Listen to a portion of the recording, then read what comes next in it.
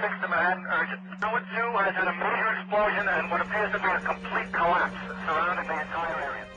When we hit the 19th floor, something horrendous happened. It was like a bomb went off. We thought we were dead. The whole building shook. The door to the hallway into the hotel blew off like somebody had thrown it all over the place. We were thrown on the floor. The building was still shaking, and we're still hearing explosions going on everywhere. So we decided, let's get out of here.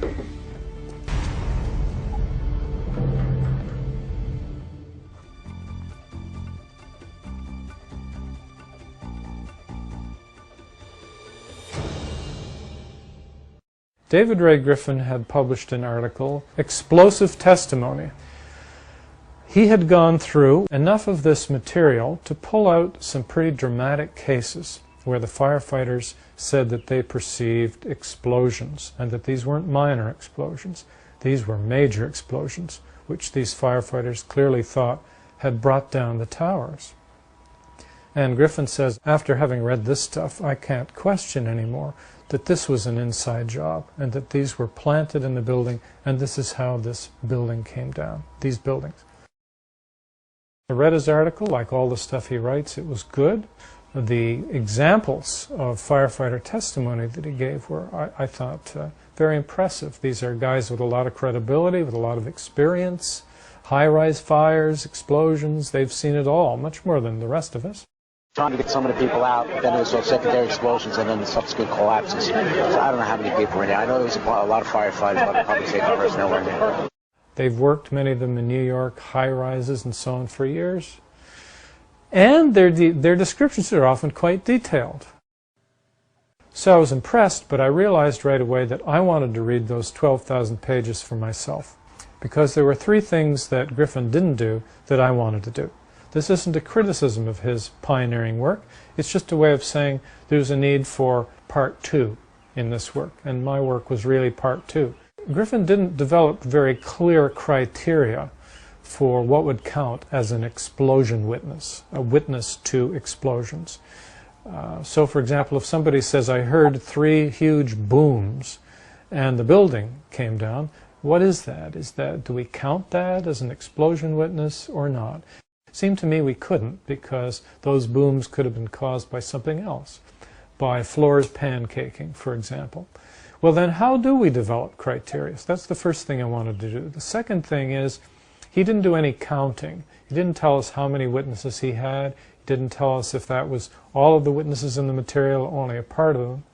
And thirdly, when we're doing scientific investigation, we don't want to just look at things that seem to support our hypothesis. We also want to look for things that refute or give difficulty to our hypothesis, and there wasn't much of that in his article. So, for example, suppose I'd read the material and discovered that Griffin's witnesses were 15 in number and comprised all of the witnesses to explosions in the accounts, and that, on the contrary, there were 200 witnesses saying, no, there weren't explosions, they just pancaked down because of jet fuel. Well then, of course, the whole thing would be cast in a different light. So with this in mind, I read the 12,000 pages. I developed my criteria pretty carefully. You can read them in the article on the internet, published in the Journal of 9/11 Studies in August 2006.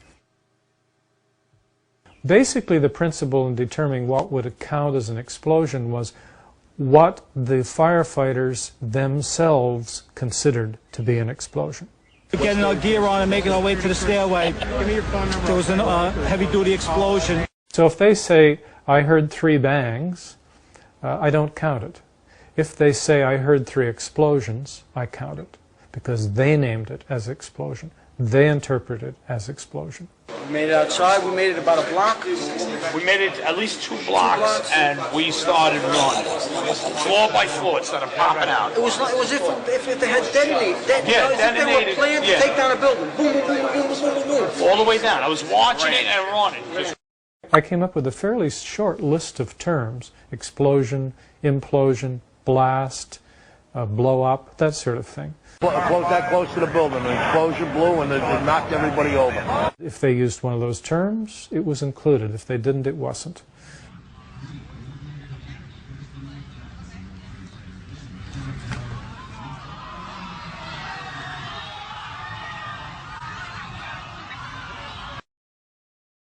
I had to look pretty hard to find accounts by these firefighters that went against the explosion hypothesis. A few of them said, I clearly saw these buildings pancake down, one floor hitting another. And to the extent that they gave that description without mentioning explosions, I counted it as supporting the official narrative, the government position.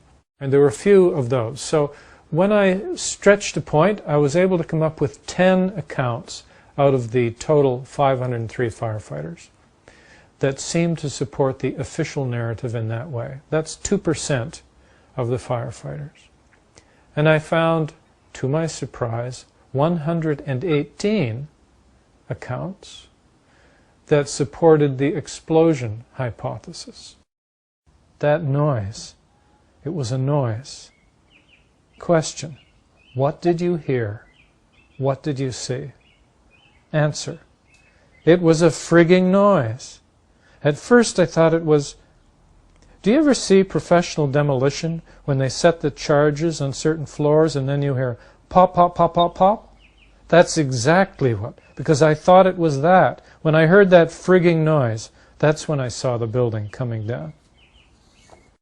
There were 118 different people who talked in a pretty clear way about explosions in the buildings. And again, not trivial explosions, not the kind of explosions that would accompany any large fire, but explosions that were remarkable to them and which they clearly thought were implicated in the failure of the structure and bringing down the building.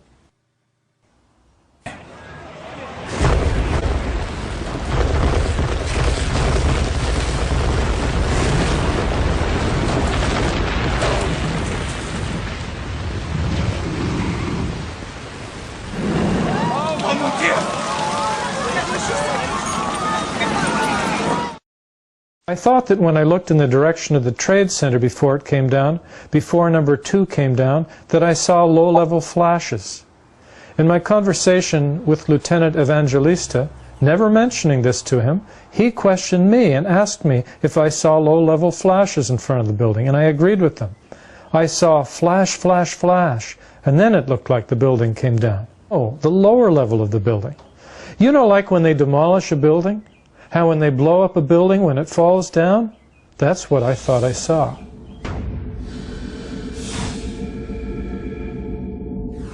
Somewhere around the middle of the World Trade Center, there was this orange and red flash coming out.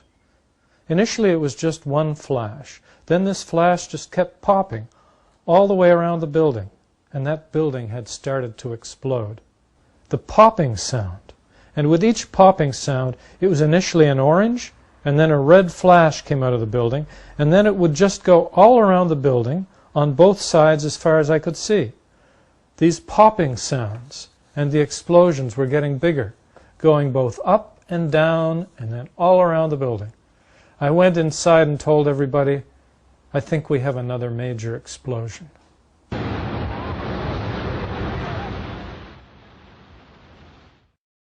Griffin had given us 31 witnesses. It turned out there were 118 he could have given. The case was even more dramatic, in other words, than you would have thought from his article. We made it around the corner, and that's when the shit hit the fan, right then and there. We heard that loud ba-boom. It was like an earthquake or whatever, a giant, giant explosion. Then this big gust came, and I just went flying maybe 30, 40 feet. Tumbling. I got up, got on my hands and knees because all of that white shit was all over me. I just kept crawling. My ears were like deaf, you know. The controlled demolition hypothesis is much stronger than the other hypotheses. Those who have suggested that this was an inside job have a much stronger case than those who are trying to support the official narrative of the 19 hijackers.